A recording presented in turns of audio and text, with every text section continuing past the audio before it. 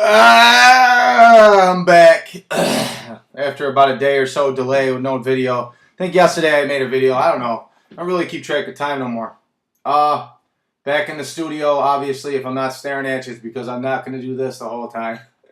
I'll be like this the whole time, seriously looking at you. It'll get kind of creepy if I start doing that. Anyway, I posted today about who wants the next video, what it should be about. I had friend Samantha hit my page, and she asked me to make a video about who has inspired me.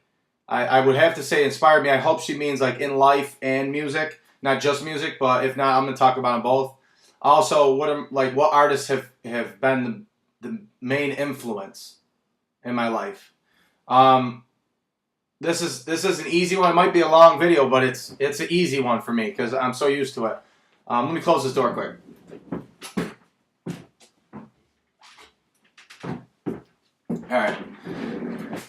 All right, cool. All right, listen. Music, like I said, music. We'll get on the music path real quick, and then we'll get into the inspiration idea. Music for me is more about the words than anything. I definitely have learned how to rap over all these years. I've overcame adversity in many cases because people like to shit talk me and say things that aren't true, and they just like to tear you down. This area is built on tearing people down. It's not about working together. It's about who's the best of the best. Well, nobody gives a fuck about who's the best of the best, okay? Because anybody who's been the best of the best in upstate New York, central New York, using drug money to do their videos, a billion videos at a time. Listen, we're all still in central New York, okay? Very few have left the area and stayed out of the area without coming back because, oh, I've got family here, and making another excuse to come back to this area. I've talked to people from the ages of 17 to the ages of 70, 80 years old, and they say the same thing. It's all a bunch of excuses we make. But as for, who's inspired me or influenced me, I'd have to say Jadakiss. Jadakiss he's real. It doesn't get much realer than that. I mean, Jadakiss did make a ton of money. He's probably been through a bunch of shit deals, caught a raw end in every way, from Rough Riders to Interscope, battling with 50 and all this other stuff. But the dude is real. And I've always attached myself to his music. His voice is amazing. It's different. It's unique. And he uses it. It works well. He's lyrical. He's real. With him and Styles P and stuff. But Jadakiss most likely. I almost had a chance to meet him, actually. My homegirl, Michelle, out in Yonkers, hangs out in that same area, knows him. And I believe that my business card, I don't know which business card. I don't know if it was this one or this one that they handed to him.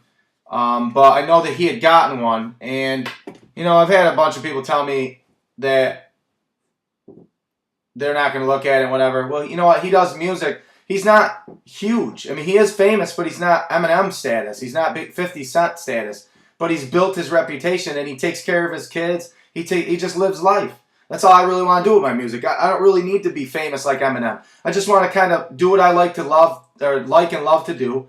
And if I can make a little extra money doing it, then fine. I mean, I'm making other people out there happy. I've never charged anybody. You know how difficult it is to live to just keep making people happy?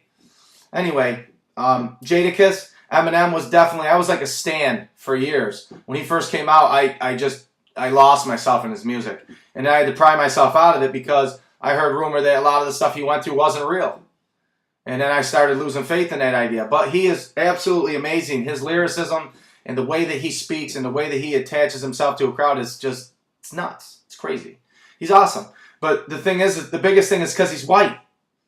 There's a lot of great black lyricists out there that are going unnoticed because of their color now, because black sits into the urban crowd. But see, white stands out for some reason, like Mac Miller. I'm not a big fan of Mac Miller. I know he's great. He's good. I'm not tearing him down at all. He's doing his thing. I'm proud of him. It's awesome. I listen to some of his songs here and there, but I don't understand. There's been a lot of artists that have come and go. There was one, I think, a long time ago called Swagger Lee or something like that. He came out with one song. It was junk. Other people who have influenced Tupac. The reason why this tattoo. The reason why that tattoo's on my back. is because of Pac. He influenced me. He's real. There was nothing realer than that. That doesn't. He spoke to my. He didn't have to rap. He just kind of was spoken poetry. You know, Biggie, Big L, all of them. I mean, even P Diddy in the financial world. The man is a mogul or mogul or whatever you call it. A mogul. I don't know. All I know is he's in that sense. I don't know about rapping. I really wouldn't. I don't like his stuff, but Bone Thugs and Harmony. Back in the day, KRS-One. You got lots to do. LL Cool J. Cannabis was big for me because Cannabis is lyrical. He's nasty with it. He was nasty. Cassidy is now becoming something that was pretty awesome for me. But inspiration-wise, are people like Emile Sandé, like Emily Sandé. I think that's how you say her name now. People like that. More inspirational music for me. Like it's more about the singing. Like the song "Wanted." I forgot who sings it, honestly. It's really inspirational. Chris Medina. Big shout outs to Chris Medina, man. That man right there, that's a good dude. I mean, I watched his video a million times. I've changed lives with just showing people his video of What Are Words. If you get a second, check it out on YouTube. What Are Words. It's like the definition of me. My friend Angela in New Hampshire, shout out to Angela Galacos. I see you, girl. She brought that video to my attention and told me one day when I was down and out, she just said, I seen this video and it reminded me, I know that's you.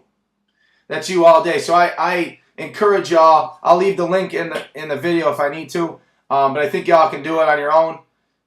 Look up Chris Medina, What Are Words. I've changed lives with that just by pushing it to other people.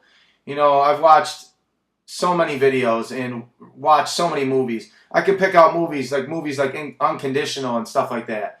These are things if you watch, you get a better sense of who I am as a person and why I've built myself the way I have. These things are inspirational to me. They've inspired my life. Okay?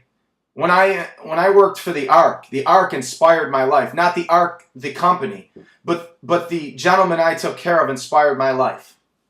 I've got a letter that I wrote to the mother to my child at this point, and I read it back to her, and it didn't really have that much of an impact. I don't think it's time for her to sit on it and listen to it. But I'm going to read it without her name in it, and I'm going to see what you guys think of it, because I've been wanting to share this with a lot of people, because a lot of people don't know where I came from and why I was inspired. So, this is a good chance to let you know. But I am going to tell you this. I may start crying, or I might stop, or I might stutter, or I might get teary-eyed. I don't know, because I'm talking to a camera. I don't really do this a lot, but I'm starting to get more comfortable with it, because I want to get over the stage fright of people looking at me all the time, and being on stage, and I want to be a center of attention for all the positive reasons. I want to be the one guy that comes out of absolutely nowhere or left field and tells your 17-year-old daughter, don't mess with too many guys because they're all out there for the wrong reasons. Pay attention to your goals, get your education, and make your money, and then a guy will come and love you. Don't worry, someone will love you for who you are.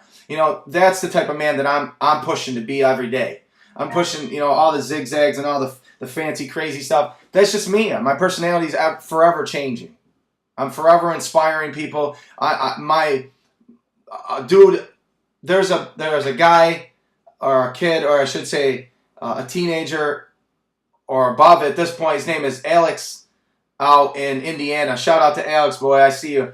He could tell you all day long. Maybe I'll get him to make a video and post it on my page, or give it to me so I can post it. I met him, oh my God, years ago. I was dating a girl that used to babysit him and was part of the family while she lived in North Carolina. Well, I went there to visit, and I really felt the connection with this kid, because this kid really looked up to me. A lot of kids look up to me. I could name them all day long. Hunter out in Albany. Jennifer Carr, I see you.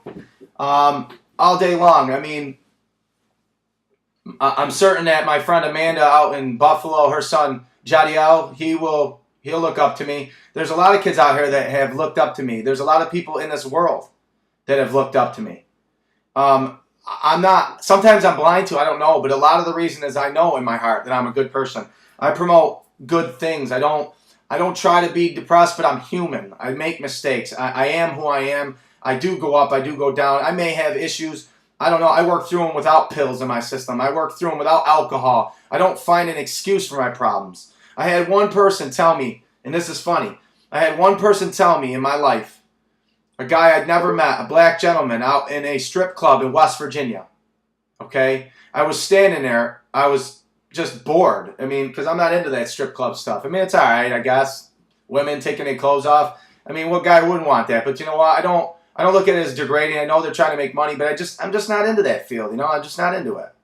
It's cool. Doesn't give me a rise. I was sitting there chatting with him, and he came over to me out of nowhere, and he said, you know, who are you? He made an introduction slightly. I don't remember his name, but I know what he did say that stuck was this. I kept making, he says, why don't you do anything with your music? And I kept making excuses for myself, but didn't know I was making them. He stopped me dead ass, and he told me about his life and how he made excuses.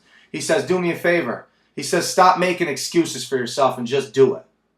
He says, you're never going to be anything if you just keep making excuses for yourself. Tell your mind to stop making excuses and live it. And that helped. You know, that inspired me to be a non-excusive individual. Even though people think I make excuses for not making music, they are excuses in one way, but there are real problems in another.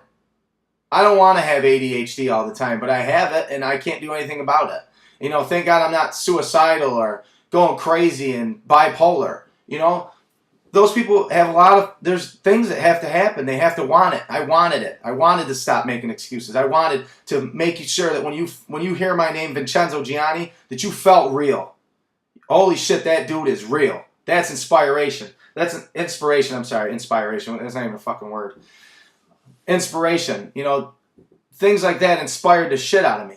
You know, I'm now seeing my father at the age of 68, 69 years old. He's starting to come around to be more supportive as a father for me. Me and him never really had a good relationship, you know. He was there. I never take away the fact he's my dad. He's the only one I'm going to get, and I love him. I love my mom. They're the only ones you get. Doesn't matter if they were crackheads their whole life or they did something stupid. They are the only ones you will get. And when they are gone, you cannot say, oh, let me call my mom. Let me call my dad. The appreciation factor is not there in our modern society, but you know what? It is when they die. So why does it have to be a death? Ask yourself that. Why do we wait for death or a tragic item to happen in our life when we can change it now? It's mentally something you can do right now. That's me inspiring you. Out there in TV world or Facebook world or internet world or ass world. I don't give a who you are. That's inspiration at its best. Think about it. The friends that you got, okay, the ones that come around on a daily just to see you happy, make you smile, those are people that care about you. You can talk and lean on them. Me, I care about a lot of people. A lot of people think I don't because I don't respond to my text messages fast enough. But let me tell you, it's not about responding to my text messages. I'm here. I will always be here for those who know me. You know? Everywhere. All around the world. I know people in the UK that contact me. That love me to death. They never met me. Well, here I am. See, you met me. Here I am. Germany. I see you. You know, people out there, they love my music. The thing is this. Inspiration comes within us. We can inspire ourselves. I want to be a Jadakiss to somebody else. I want to be the President of the United States to someone else. I want to be the guy that makes that one song that made your life so much better because of my pain, because of what I go through every day, for the struggles that I've struggled through, the things I've been through. My life experiences are yours to use and dissect and cherish. Okay, my heart is out on my sleeve all the time. Okay, and I receive bullshit for it, right? This is the way it goes. This is life. We live it. Let's live it. Right? Let's go out, hang out. More stuff that inspires me is, like I said, when I was working at the Ark, I wrote this letter to the mother to my child. I like to keep. Another thing is anybody out there that tries to disrespect the mother to my child, regardless if me and her don't get along or whatever it may be at this point, I don't lose respect for her. She's carrying my child, and to that note, that is very important to me. It's very she's sacrificing a lot in her body and her mind and her life in order to do that for me, or for us, should I say, for us, because we're going to be the parents of a boy or a girl, whatever it may be. I don't care. It's my child. But I just want people to understand that. Just put that out there. But she inspires me. You know, she may not be perfect. Neither am I. But she inspires me because if any of these guys out here could switch roles and carry a kid, would you? I don't know if you could handle it. You know, going through all the emotional ups and downs, the depression that comes along, debating on who you were before that. That inspires me. Inspiration is built on anything. You know, music does inspire me. Certain lyrics inspire me. Emily Sandé, Read All About It, Part 2. Listen to that. The very first verse that she sings is all about me. It's obviously not about me. That would be conceited to say. But it describes me to a T. It describes me right to a T. I've held back for so many years in the background helping other people. But who's come to help me? Who's been in my corner? I mean, I'm not taking away the people who have been there. And there are lots of you out there, I know, and I wish I could list you all. But I will say this. Where's the support? You know, I just need somebody to sit in a chair next to me, right here. Sit right there in that chair next to me and watch it happen. Watch how the difference between me sitting alone and me sitting there, knowing I'm working for somebody. That's why when I get married, I want my wife to come in and maybe she might not like my music making. Maybe she will. But she might want to sit there just because she wants to support and show her love. And that support right there is enough to drive me to the top of the mountain. You know, knowing that I'm doing it for somebody else, now I'm doing it for my kid. You have any idea how much more progress I've made knowing I have a kid in this world than I have in 10 years? That's inspiration. I'm inspired to be a dad. And I want to inspire the rest of you out here. If I could change all the baby daddies that are thinking different, maybe you should just let go. But I can't change the world. I'm not Superman. Even though I'd like to wear a cape and do that, she'll be fat. It'd be badass. Just be some Batman shit. I want a cool car like that. Anyway, people that inspire me. Let me read this off to you real quick because I got it listed in my my email real quick. Hold on, give me a second.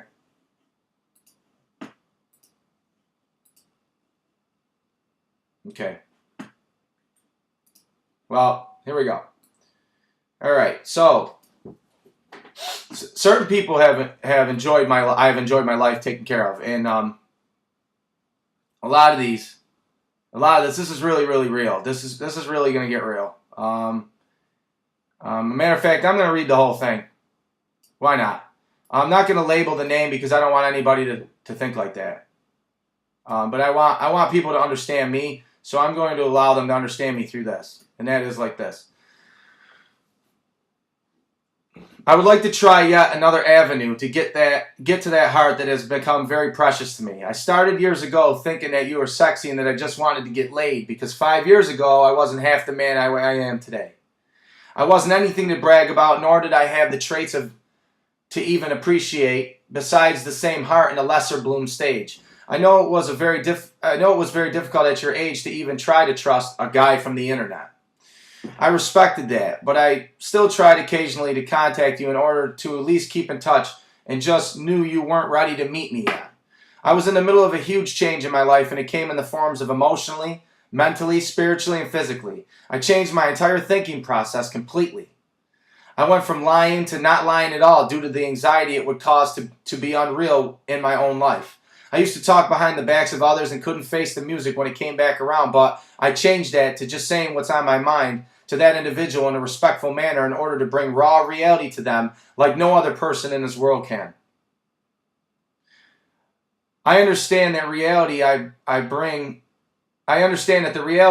to people now after my change can in ways hurt people's feelings, but it's something people rarely get because most people are liars and candy coat the truth to satisfy the mental thinking process.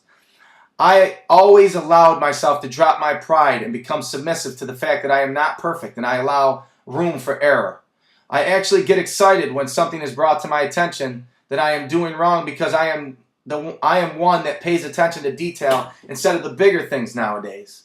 It seems that we have forgotten how important it is to appreciate the little things people do for us or we do for others. I mean, if I send a person a random gift nowadays, it doesn't mean I want to have sex with you. or them or anything like that. It simply means that they were in my thoughts and I was in the mood to see someone smile because the years of hurt and pain I have endured has allowed me to not do so. I enjoy the light brought from an ear-to-ear smile. It gives me an indescribable feeling in my heart that I like to hold on to for as long as possible. I made even more improvements to my life and overall character by actually getting involved with my job.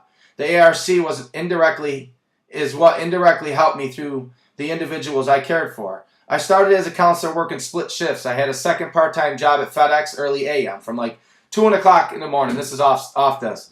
I worked from FedEx 2 a.m. to 7 a.m. and I went and worked a split shift from like 7 to 10 and I went back from like 3 to 9 every day for like 2 years.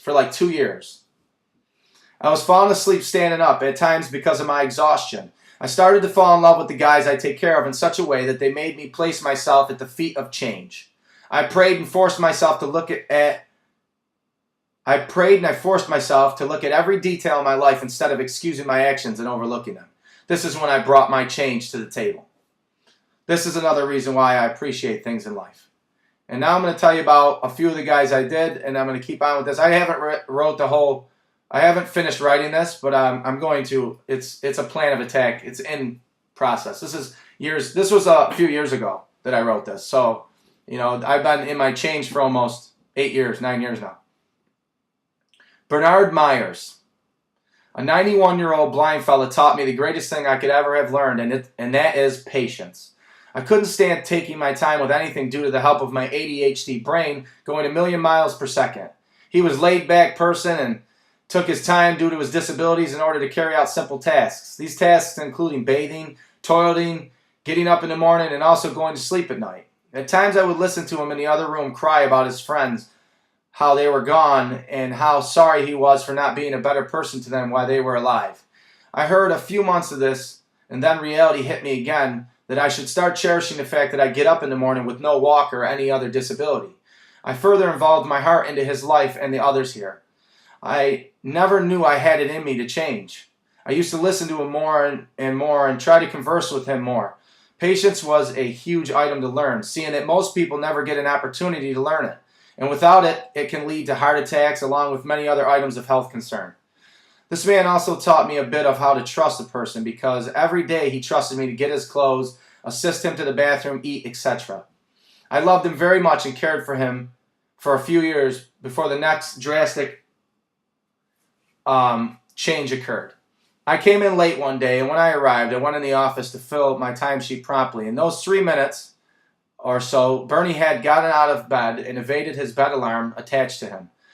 By feeling the wall, he guided himself out of his bedroom and down the hallway a ways until he fell in the doorway of the bathroom. I rushed to hear the clatter, and there he was lying on the floor in pain.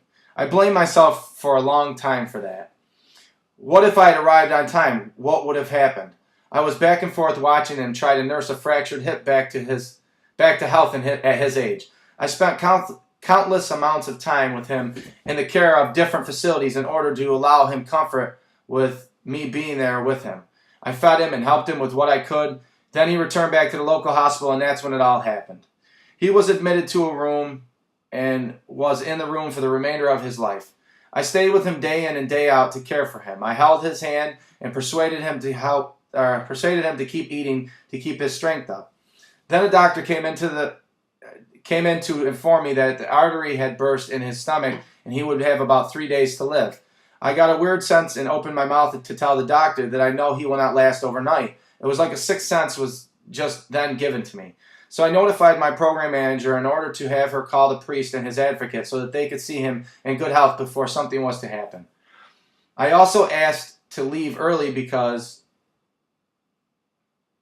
I didn't want to witness a death, and she approved me to leave at 10 p.m. instead of 10:30. Well, when the night was closing in, Bernard Myers had passed at 9:59 with me holding him. It made such an impact in my life to lose such an influence that I cried hard and couldn't breathe. I regained my composure the best I could and prepared for the grieving process that would come thereafter. I still miss him so much that I cannot explain what I felt that day completely in words. This was the first part of me that improved from another individual teaching me, but I didn't necessarily see it right away. This video is almost 25 minutes long. What I'm going to do is I'm going to leave it to your hands. Inspiration comes in all forms, and I'm going to sign out, answer these text messages. You want more? I got 2 more people I can talk about. Hit me back. Vyncenzo Gianni. It's raw. It's unfiltered. It's real. It's me. Peace.